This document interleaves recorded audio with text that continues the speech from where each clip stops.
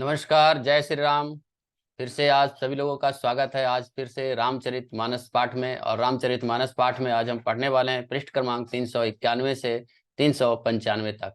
अभी तक हमने 386 से 300, पिछले जो वीडियो था उसमें 386 से 390 तक पढ़ा था।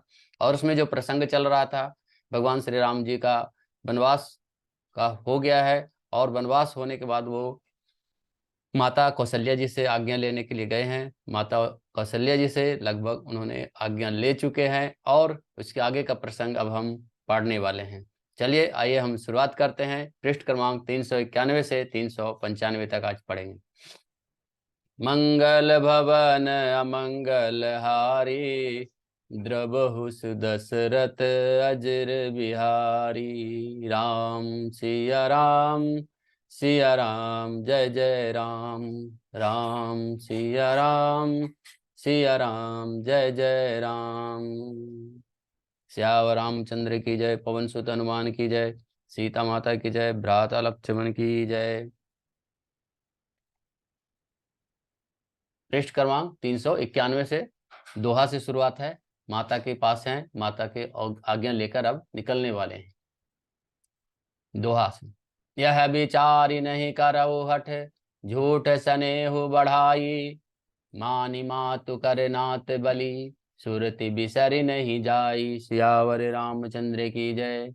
यह सोचकर झूठा स्नेह बढ़ाकर मैं हठ नहीं करती बेटा, मैं बलैया लेती हूँ। माता का नाता मानकर मेरी सुध भूल न जाना।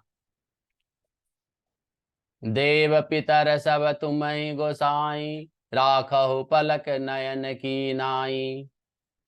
अवधि बंबु प्रिय परिजन मीना, तुम करुणा कर धर्म धुरीना। हे गोसाई, सब देव और पितर तुम्हारी वैसी ही रक्षा करें जैसे पलकें आंखों की रक्षा करती है। तुमने वनवास की अवधि 14 वर्ष, जल है, प्रियजन और कुटुंबी मछली हैं। तुम दया की खान और धर्म की धुरी को धारण करने वाले हो।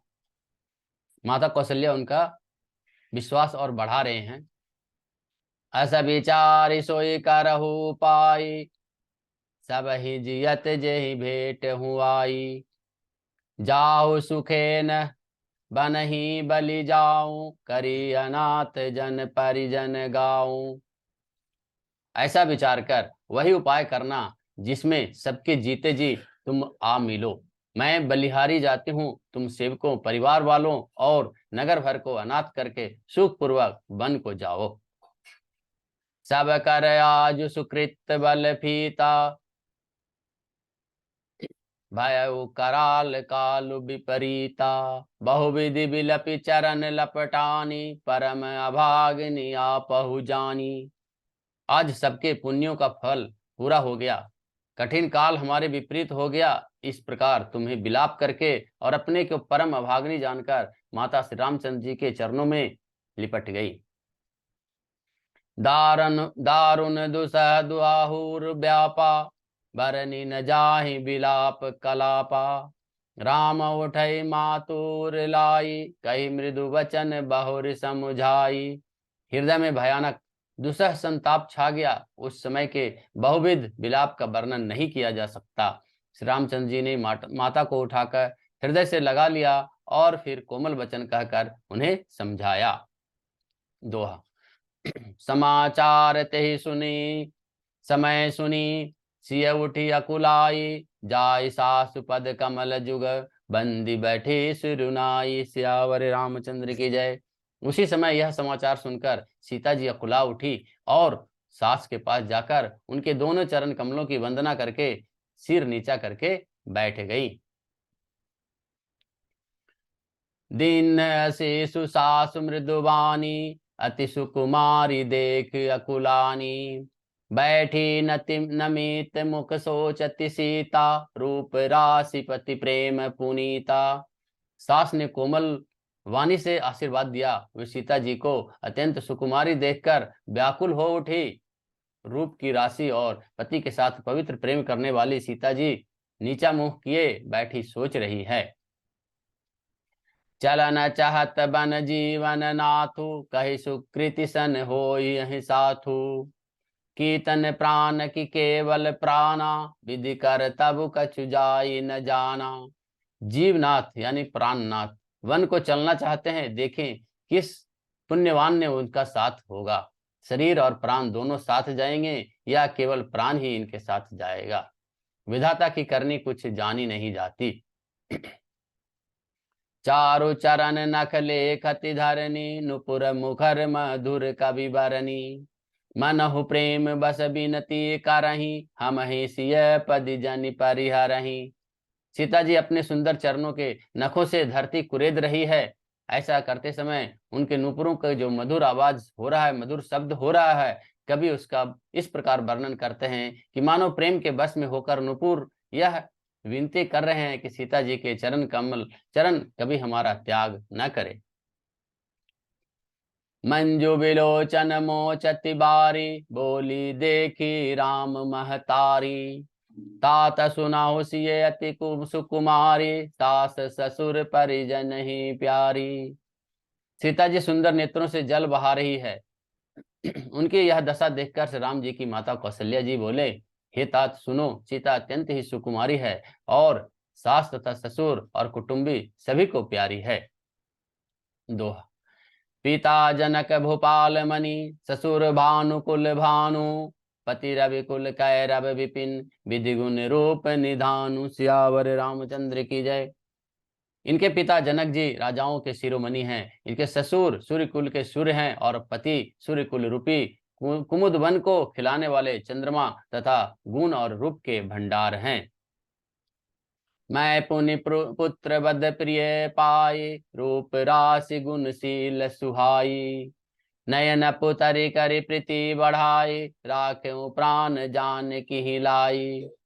फिर मैंने रूप की राशि, सुंदर गुण और शील वाली प्यारी पुत्र वधु पाई है। मैंने इन जानकी को आंखों की पुतली बनाकर इसे प्रेम बढ़ाया है और इसमें अपने प्राण लगा रखे हैं। कलप बेल जिमि बहु विधि लाली, सींचि स्नेह सलील प्रतिपाली। फूलत फलत भयो विधि बामा, जानि न जाई काह परिणामा। इन्हें कल्पलता के समान मैंने बहुत ही लाड प्यार से बड़े ही चाव के साथ स्नेह रूपी जल से सींचकर पाला है। अब इस लता के फलने फूलने के समय विधाता बाम हो गए। अब उन्हें कुछ जाना नहीं जाता कि इसका क्या परिणाम होगा। पलंग पीठ तजी गोद हिंडोरा, सियन दिन पगु अवनि कठोरा। जियन मुरी जिमि जोगवत रहाऊं, दीप बाति नहीं टारन कहाऊं। सीता ने पर्यंक पृष्ठ यानी पलंग के ऊपर गोद और हिंडोले को छोड़कर कठोर पृथ्वी पर कभी पैर नहीं रखा। मैं सदा संजीवनी जड़ी के समान सावधानी से उनकी रखवाली करती रही, कभी दीपक की बत्ती हटाने को भी नहीं कहती। सोयसीय चलन चहित बन साथा, आय सुकाह हो रघुनाथा। चंद किरण रस रसिक चकोरी, रवि रुख पाय नयन सकय की मिजोरी। वही सीता अब तुम्हारे साथ वन चलना चाहती है। हे रघुनाथ, इससे क्या आज्ञा होती है। चंद्रमा की किरणों का रस अमृत चाहने वाली चकोरी सूर्य की ओर आंख मिलाकर किस तरह मिला सकती है। दोहा। करी के हरि निशिचर चरही, दुष्ट जंतु बन भूरी। बेस ब्याटिका की सोह सुत, सुभग जजीवन मूरी। सियावर रामचंद्र की जय। हाथी, राक्षस, सिंह आदि अनेक दुष्ट जीव जंतु वन में विचरण करते रहते हैं। हे पुत्र, क्या विष की वाटिका में सुंदर संजीवनी बूटी शोभा पा सकती है। बन हित कोल की रात किशोरी, रचि बिरंचि विषय सुख भोरी। पाहन कृमि जिमि कठिन स्वभाव, तिन्न कल से न कानन जाऊ। वन के लिए तो ब्रह्मा जी ने विषय सुख को न जानने वाली कोल और भीलों की लकड़ियों को रचा है। जिनका पत्थर के कीड़े जैसा कठोर स्वभाव है, वह वन में कभी क्लेश नहीं होता। कै तापस तिय कानन जोगु, जिन्न तप हेतु सदा सब भोगु। सिय बन बसहि तात कहीं भांति, चित्र लिखित कपि देखी डेराती। अथवा तपस्वियों की स्त्रियां वन में रहने के योग्य हैं, जिन्होंने तपस्या के लिए सब भोग तज दिए हैं। हे पुत्र, जो तस्वीर के बंदर को देखकर डर जाती है, वह सीता वन में किस प्रकार से रह सकेगी। सुर सर सुभग बनज बनचारी, डावर जोगु की हंस कुमारी। अस विचार जस आयस होई, मैं सिख देव जानकी ही सोई। देव सरोवर के कमल वन में विचरण करने वाली हंसनी क्या गड़ैयों तलैयों के रहने की योग्य है। ऐसा विचार कर जैसी तुम्हारी आज्ञा है, मैं जानकी को वैसी ही शिक्षा दूं। जासिए भवन रहे कह अम्बा, मोई कह कोई बहुत अब लंबा। सुनि रघुवर मातु प्रिय बानी, शील स्नेह सुधा जनुसानी। माता कहती है, यदि सीता घर में रहे तो मुझको बहुत सहारा हो जाएगा। श्री रामचंद्र जी ने माता की प्रिय वाणी सुनकर, जो मानो शील और स्नेह रूपी अमृत से सनी हुई थी, दोहा। कही प्रिय वचन विवेक में, किन्नी मातु परितोष। लगे प्रबोधन जानकी, प्रगति विपिन गुण दोष। सियावर रामचंद्र की जय। विवेकमय प्रिय वचन कहकर माता को संतुष्ट किया, फिर वन के गुण दोष प्रकट करके वे जानकी जी को समझाने लगे। मास परायण 14वां विश्राम। सियावर रामचंद्र की जय। मातु समीप कहत सकुचाही, बोले समो समझ मन माही। राजकुमार सिखावन सुनहु, आन भांति जिन जिय कछु गनहु। माता के सामने सीता जी ने कुछ कहने से सकुचाते हैं, पर मन में यह समझकर कि यह समय ऐसा ही है, वे बोले, हे राजकुमारी, मेरी सिखावन सुनो। मन में कुछ दूसरी तरह से न समझ लेना। आपन मोर नीक जाओ चाहूं, बचनु हमार मान गृह रहूं। आयसु मोर सासु सेवकाई, सब विधि भामिनी भवन भलाई। जो अपना और मेरा भला चाहती हो तो मेरा वचन मानकर घर पर रहो। हे भामिनी, मेरी आज्ञा का पालन होगा, सास की सेवा बन पड़ेगी। घर रहने में ही सभी प्रकार से भलाई है। यही ते अधिक धर्म नहीं दूजा, सादर सासु ससुर पद पूजा। जब जब मातु करहि सुधि मोरी, हो यही प्रेम बिकल मति भोरी। आदर पूर्वक सास ससुर के चरणों की पूजा करना सेवा करने से बढ़कर दूसरा कोई धर्म नहीं है। जब जब माता ने मुझे याद करेगी और प्रेम से व्याकुल होने के कारण उनकी बुद्धि भोली हो जाएगी, वे अपने आप को भूल जाएगी। तब तब तुम कही कथा पुरानी, सुंदरी समझाओ मृदुवानी। कहो सुभाय शपथ सत मोहि, सुख सुमुखी मातु हित राखहु तोहि। हे सुंदरी, तब तब तुम कोमल वचनों से, कोमल वाणी से पुरानी कथाएं कह कर इन्हें समझाना। हे सुमुखी, मुझे सैकड़ों सौगंध है, मैं यह स्वभाव से कहता हूं कि तुम्हें केवल माता के लिए ही घर पर रखता हूं। दोहा। गैर श्रुति सम्मत धर्म, फल पाई है बिनि कलेश।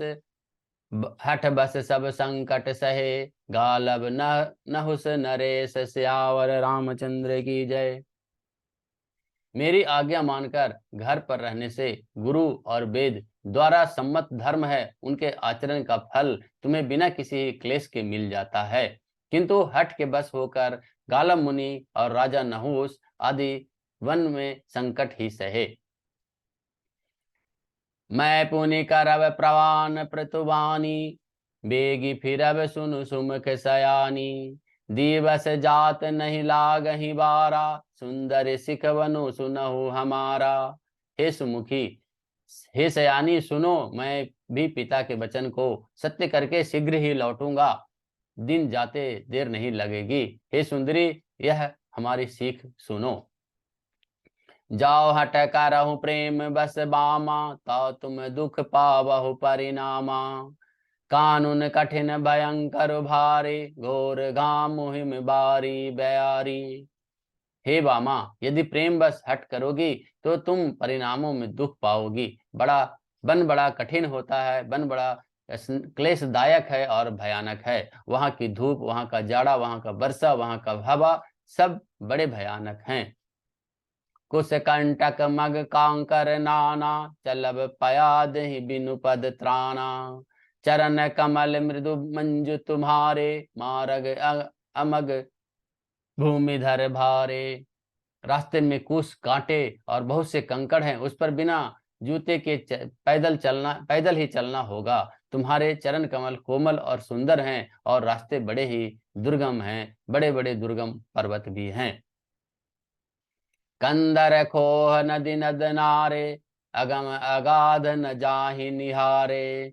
भालु बाग ब्रिक के हरि नागा, करहि नाद सुनि धीरजु भागा। पर्वतों की गुफाएं, खोह, धर्रे, नदियां, नद और नाले ऐसे अगम्य और गहरे हैं कि उनकी ओर देखा तक नहीं जाता। रीछ, बाघ, भेड़िया, सिंह, हाथी ऐसे भयानक शब्द करते हैं कि उन्हें सुनकर धीरज भाग जाता है। दोहा। भूमि शयन बल कल बसन, असनु कंद फल मूल।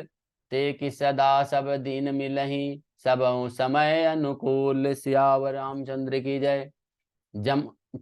जमीन पर सोना, पेड़ों की छाल के वस्त्र पहनना और कंद मूल फल का भोजन करना होगा। और ये भी क्या सदा सब दिन मिलेंगे? सब कुछ अपने अपने समय के अनुकूल ही मिल सकेगा। नरहार रजनी चर चरही, कपट बेस विधि कोटिक करही। लागही अति पहार कर पानी, विपिन विपत्ति नहीं जाई बखानी। मनुष्यों के खाने वाले निशाचर राक्षस फिरते रहते हैं, वे करोड़ों प्रकार के कपट रूप धारण कर लेते हैं। पहाड़ का पानी बहुत लगता है, वन की विपत्ति बखान नहीं की जा सकती। आज कथा इतनी भयो, सुनो वीर हनुमान। श्यावर रामचंद्र की जय। पवन सुत हनुमान की जय। सीता माता की जय। भ्राता लक्ष्मण की जय।